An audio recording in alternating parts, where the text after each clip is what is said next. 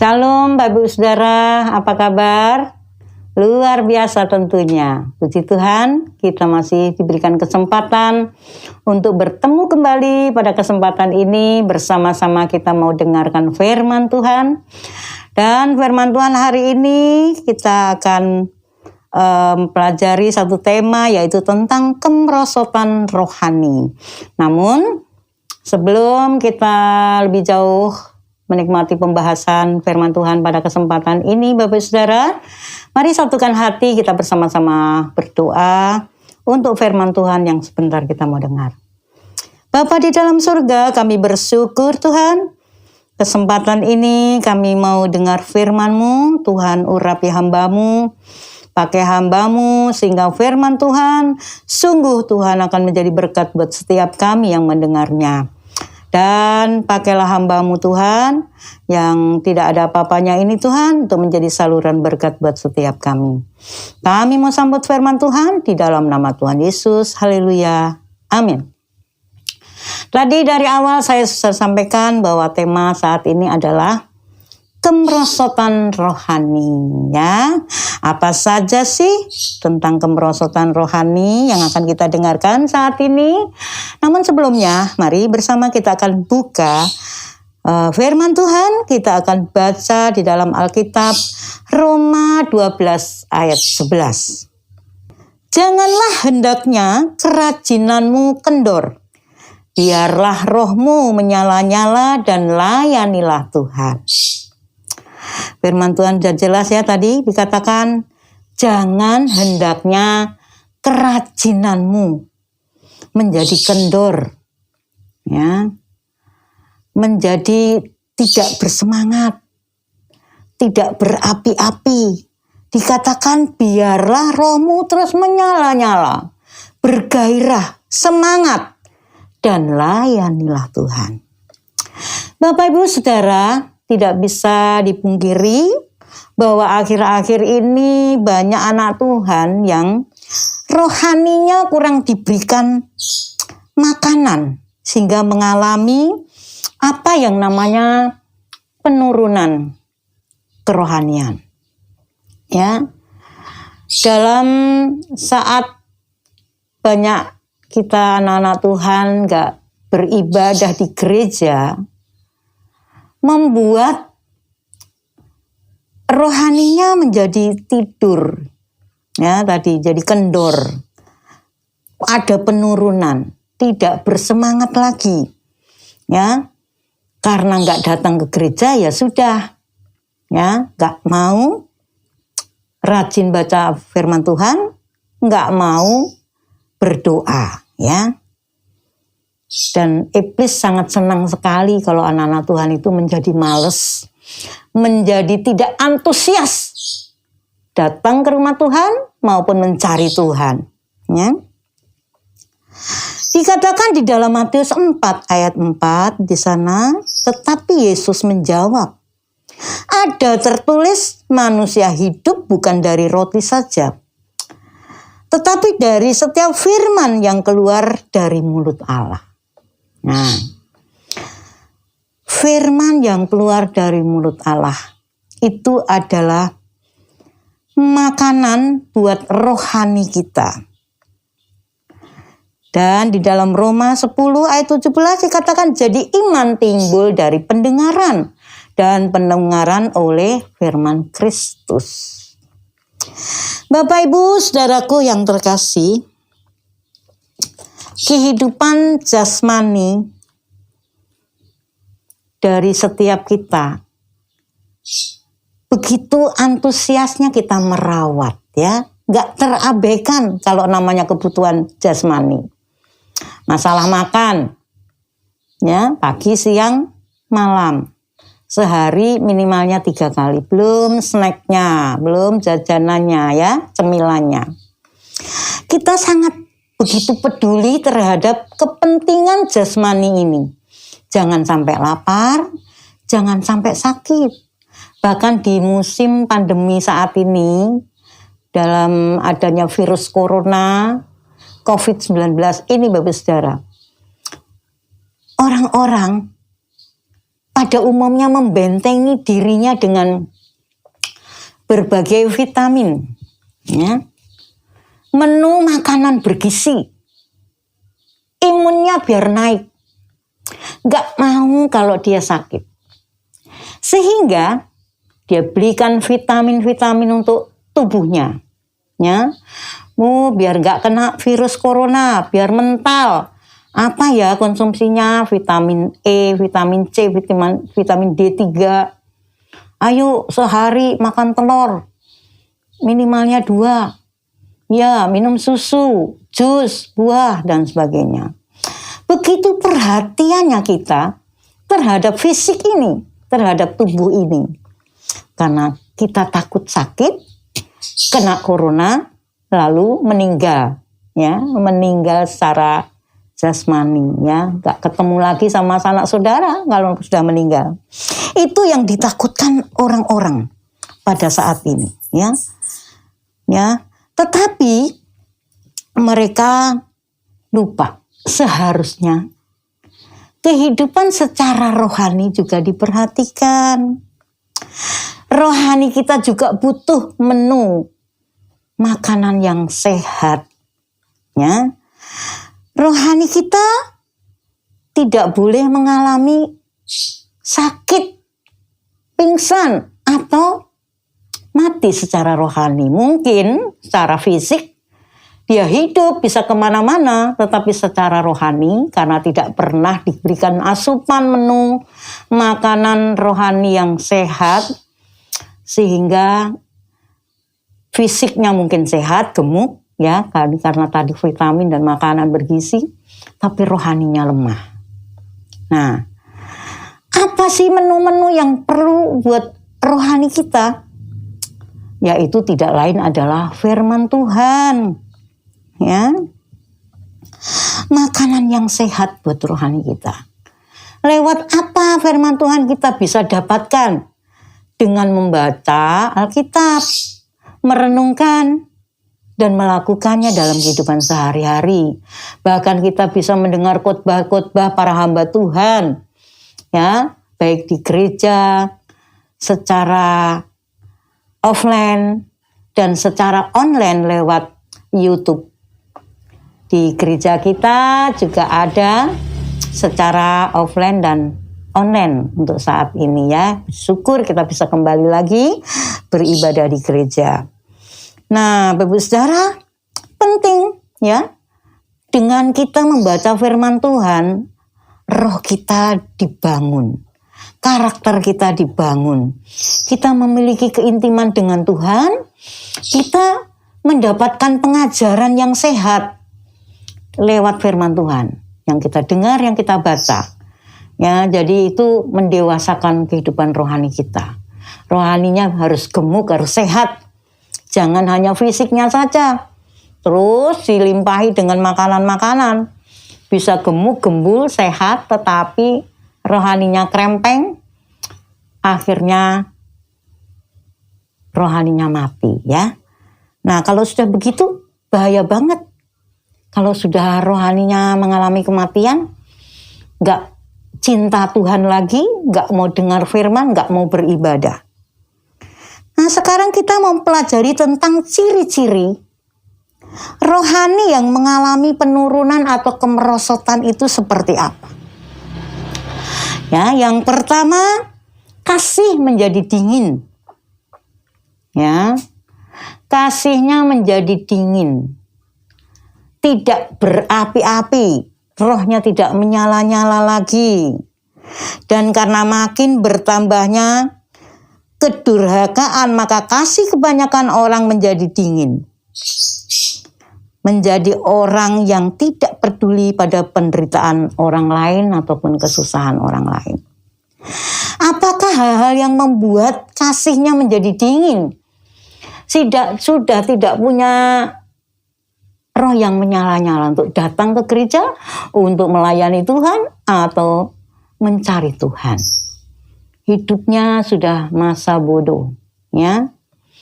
Yang dicari hari-hari hanya kenikmatan dunia yang semu, kesenangan sesaat, ya, kemewahan duniawi yang tidak membawa keselamatan jiwa. Nah, hal-hal yang membuat kasih menjadi dingin itu antara lain, Bapak Saudara, yaitu perselisihan dan permusuhan dengan sesama. Di Efesus 4 ayat 31 di sana dikatakan segala kepahitan, kegeraman, kemarahan, pertikaian dan fitnah hendaklah dibuang dari antara kamu. Demikian pula segala kejahatan. Penyebab ini semua Bapak Saudara bersumber dari apa? Kok ada perselisihan? Ada pertikaian? Ya. Karena kalau tidak dekat sama Tuhan pasti gak ada kasih. Sehingga inginnya bermusuhan, inginnya marah, bertikai, ya, iri hati. Akhirnya terjadilah fitnah, kebencian dan sebagainya. Apa yang menyebabkan ini? Bisa saja pertikaian, perselisihan dengan sesama itu bisa keluarga sendiri ya, famili, kakak beradik dan sebagainya. Terjadi perselisihan itu mungkin karena masalah ekonomi, warisan, jabatan, pekerjaan, membuat orang-orang itu menjadi bertikai, bermusuhan, sakit hati dan sebagainya. Ya, ini menunjukkan kasih yang menjadi dingin. Kalau rohnya menyala-nyala, kasihnya on fire. Gak mungkin ya dia akan menjadi seorang pemberang, pemfitnah, ya, melakukan kejahatan. Tidak akan mungkin dia lakukan. Karena Yesus ada di hatinya. Roh Kudus yang memimpin hidupnya. Hal lain yang membuat kasih menjadi dingin itu adalah iri hati dan egois. Yakobus 3 ayat 16 dikatakan, sebab di mana ada iri hati dan mementingkan diri sendiri, di situ ada kekacauan, segala macam perbuatan jahat. Segala macam perbuatan jahat. Apa saja sih yang termasuk perbuatan jahat? Ya. Kalau kita mendapat perlakuan dari orang lain yang tidak baik, suka dibully, suka dimusuhin, suka diomelin, kita katakan dia jahat. Suka begitu ya? Ada orang yang sukanya marah-marah, memfitnah, menyerang, ya, kemudian senang yang ngajak bertengkar. Itu adalah juga merupakan yang membuat kasih menjadi dingin itu seperti itu. Kalau kasihnya menjadi dingin, maka akan mudah iri hati. Ya, saudaranya punya mobil baru, iri, ya kan? Terus nanti memfitnah. Itu tuh, dia dapat mobil baru tuh dari korupsi. Atau macam-macam hal yang diceritakan tentunya negatif. Ya. Kemudian tetangganya atau saudaranya beli atau membangun, memperbaiki rumah, merenovasi rumah. Dia kasak kusuk, katakan dari mana itu dapat duit, segala macam ya. Mungkin itu dia mencuri uang kantor dan sebagainya. Nah, seperti itu. Jadi adanya iri hati. Ya. Kemudian juga egois. Saudaranya menderita, nggak mau menolong, ya. Saudaranya sakit, nggak mau mendoakan, nggak mau gimana caranya biar sehat, dibawa ke dokter, diobatkan, tidak ada. Karena egois, yang penting gua seneng, yang penting gua enak, yang penting gua makmur, ya. Jadi tidak ada kepedulian. Kemudian ada contoh iri hati yang ada di dalam Alkitab sehingga melakukan dosa. Jadi kalau iri hati dibiarkan itu bermuaranya ke perbuatan. Iri hati itu kan dalam pikiran, dalam hati.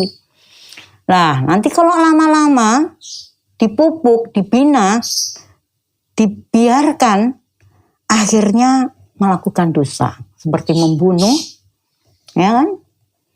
dan sebagainya, menyerang. Contohnya di dalam Alkitab itu adalah Kain dan Habil. Kain iri kepada adiknya karena persembahannya diterima oleh Tuhan.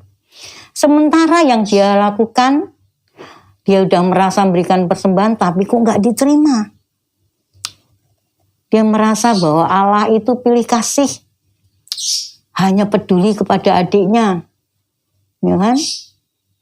Dia mulai sakit hati, dan karena iri hati, mulailah dia memikirkan kejahatan dan dilakukan, yaitu membunuh adiknya. Nah, Bapak Saudara, hati-hati, jangan sampai iri hati ya terhadap kakak sendiri, adik sendiri. Biarin adiknya sukses kaya, biarin kakaknya makmur. Biar mereka mau ngerti apa enggak usah diomongin, enggak usah ditegur-tegur.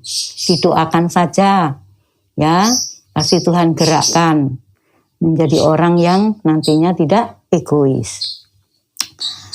Cinta diri atau hamba uang. Nanti Bapak Ibu Saudara bisa catat, baca di 2 Timotius 3 ayat 2-4. Hamba uang. Jadi hari-harinya itu bagaimana dapat uang banyak, bagaimana menimbun uang, ya, sampai buat makan sendiri aja pelit, ya kan? Karena pengennya menimbun dan jadi kaya. Ya, seperti itu. Bapak Ibu Saudara, mengapa kasih tidak boleh dingin? Mengapa kasih kita nggak boleh dingin? Karena kasih itu berasal dari Allah. Setiap orang yang mengasihi Allah lahir dari Allah dan mengenal Allah. Barang siapa tidak mengasihi, ia tidak mengenal Allah. Sebab Allah itu adalah kasih. Ya, jadi akan ketahuan kok kalau orang nggak mempunyai kasih sama saudaranya, nggak punya belas kasihan, nggak peduli sama orang lain, pada saudara sendiri, saudara seiman, itu membuktikan apa? Tidak ada kasih. Nah, orang yang nggak ada kasih dikatakan tidak mengenal Allah. Orang yang mengenal Allah pasti punya kasih. Ya, mari kita introspeksi diri kita. Adakah kita mengasihi saudara kita, sesama kita? Jangan aku mengasihi engkau Tuhan, doanya. Tapi tidak peduli sama saudaranya yang menderita. Dah, itu omong kosong. Hanya orang yang punya kasih yang memiliki Allah dan diterima dalam kerajaan surga. Luar biasa. Hanya orang yang punya kasih. Karena tadi dikatakan bahwa kasih itu panjang sabar, murah hati, mengampuni, mengasihi. Itu semua kasih dari Allah, kasih agape. Kalau kita nggak bisa punya kasih itu, dikatakan tidak diterima dalam kerajaan surga. Orang yang punya kasih pasti peduli dengan keselamatan jiwa saudaranya dan orang lain.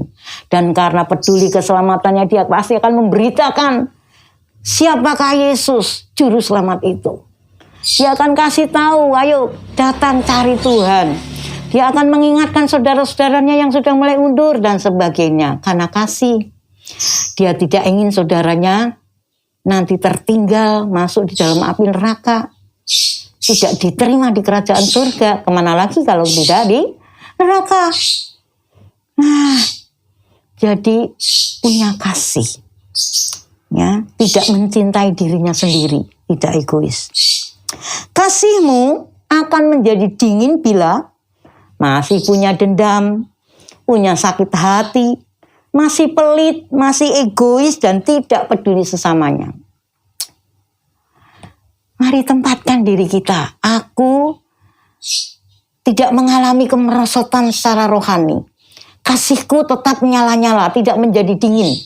Karena aku bukan orang yang suka dendam, yang suka iri hati, yang suka egois, yang suka pelit dan tidak peduli kepada orang lain.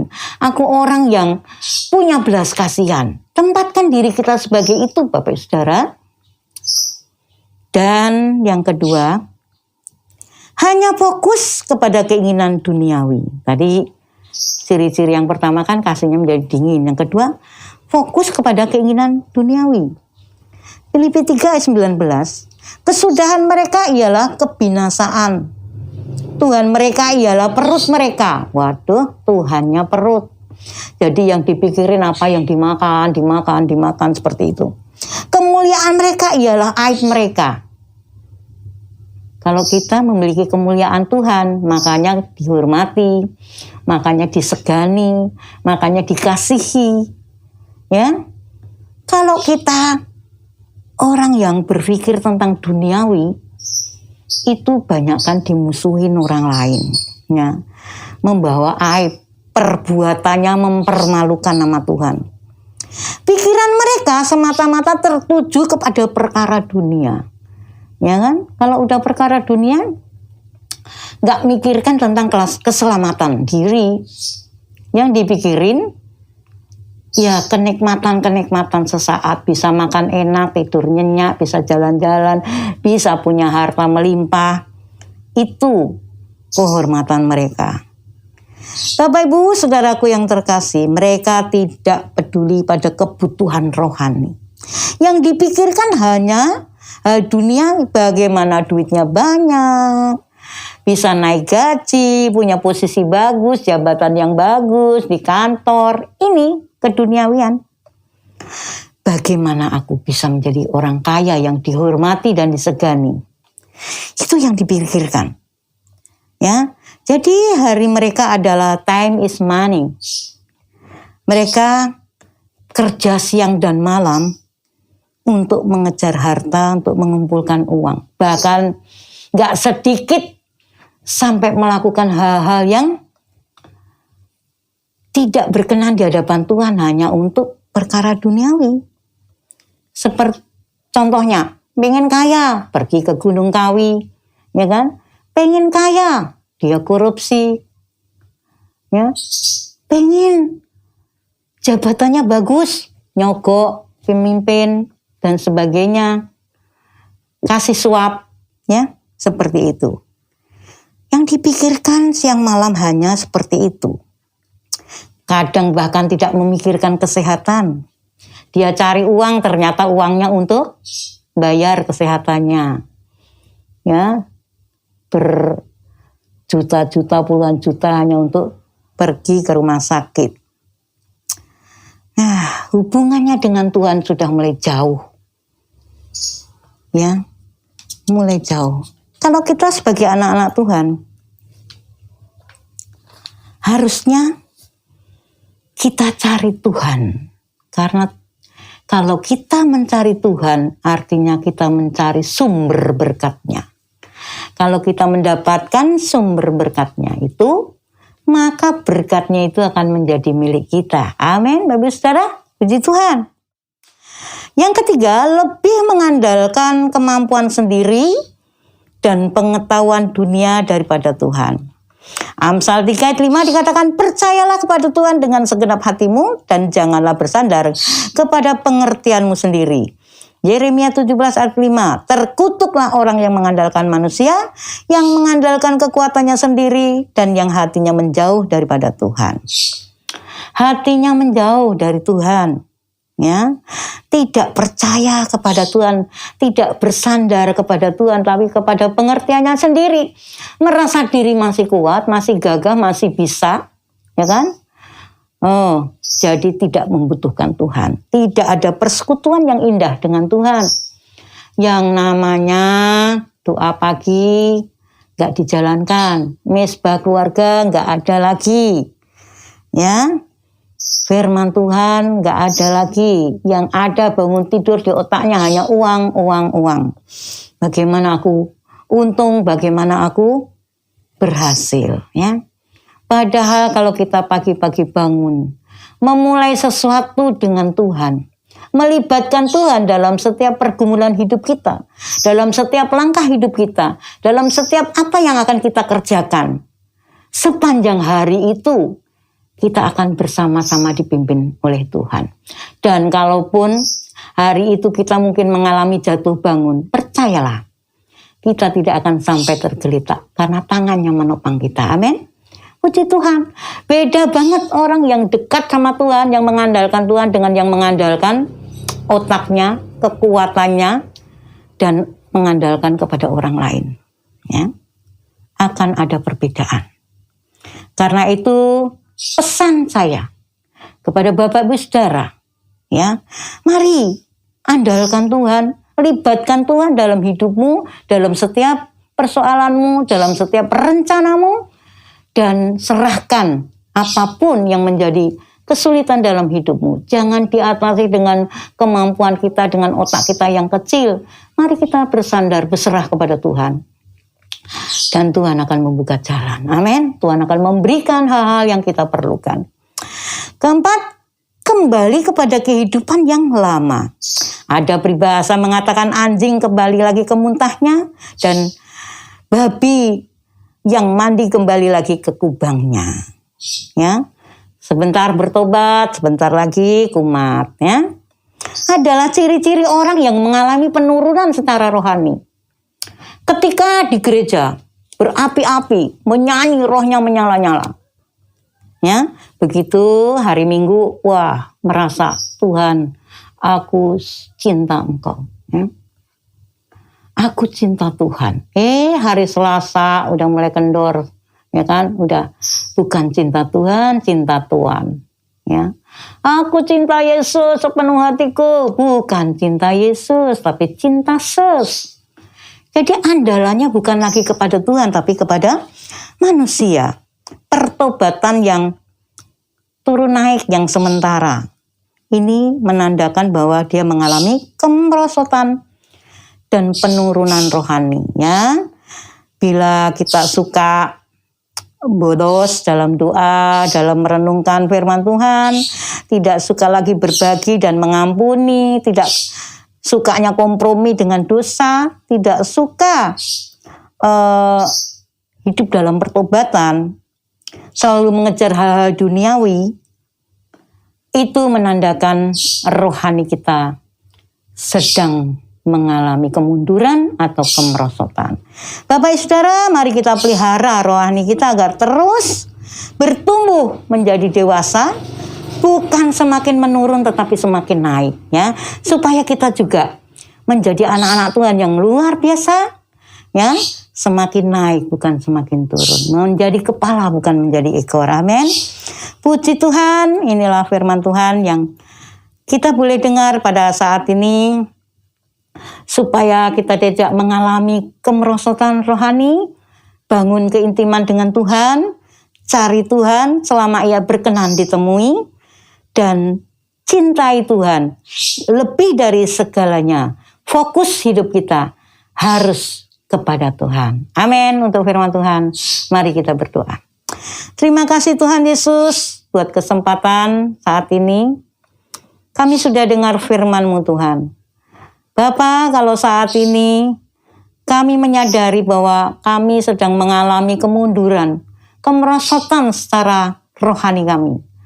Kami percaya ya Tuhan, saat ini roh-Mu akan membakar di dalam hidup kami, dalam hati kami, dalam pikiran kami, supaya roh kami kembali menyala-nyala dalam Tuhan, dan kami mengalami perbaikan di dalam rohani kami, tidak lagi menjadi orang-orang yang mengalami kemunduran atau kemerosotan secara rohani. Kami percaya ya Tuhan, hanya Roh Kudus-Mu yang sanggup, yang mampu menolong kami. Kami tidak bisa berbuat dengan kekuatan kami sendiri. Karena itu, biarlah Roh-Mu terus memimpin hidup kami. Kami mau mengandalkan Tuhan. Kami mau serahkan hidup kami sepenuhnya ke dalam tangan kuasa-Mu. Terima kasih ya Tuhan, berkati setiap kami yang mendengar saat ini. Dan biarlah Tuhan ketuk pintu hatinya bagi mereka yang belum sungguh-sungguh dalam Tuhan, sehingga mereka boleh terima Yesus menjadi Tuhan dan Juru Selamat di dalam kehidupannya. Dalam nama Tuhan Yesus, kami sudah berdoa dan mengucap syukur. Haleluya. Amin. Salam Mazmur ya. Yes, maju terus.